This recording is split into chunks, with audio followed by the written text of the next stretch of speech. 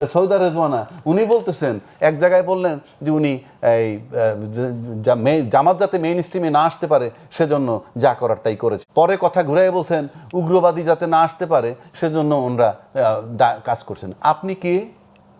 কে আপনি উগ্রবাদী ঠেকানের? আপনি তো ভোট দিছেন, আপনি তো ভোট দিবে জনগণ, ভোটে যারে খুশি থাক। আপনি কে? Number one. নাম্বার টু, আপনি জামাতরে বললে যখন উগ্রবাদী বলতেছেন, আপনি এখনো বলেন না কেন ওই নির্বাচনে যারা পার্টিসিপেট করছিল তাদের উগ্রবাদী কে ছিল? আপনাকে বলতে হবে। আপনি কি এটা তামাশা নিজের খুব ইন্টেলেকচুয়াল মনে করেন? কে উগ্রবাদী কে ছিল যাকে আপনি ঠেকাইছেন? আপনি তো কেউ না ঠেকানের। ভোট হবে, কালাচর হোক গিয়ে ক্ষমতায় দেখ। আপনি কে? 3 নম্বর আসেন। এই যে আপনি বলে গেলেন যে আবার এটাও বলছেন যদি আপনি কখনো মবের শিকার হন তাহলে সেজন্য জামাত শিবিরকে দায়ী করছেন। তাহলে উগ্রবাদ কি জামাত শিবির বলছেন?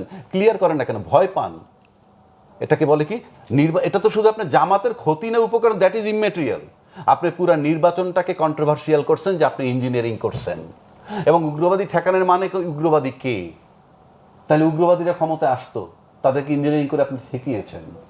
এই যে নির্বাচনের ইঞ্জিনিয়ারিং করছেন, তাহলে তো এই নির্বাচন বিতর্কিত। এখনো তো কেউ তাকে কিছু বলে না কেন? কারণটা কি?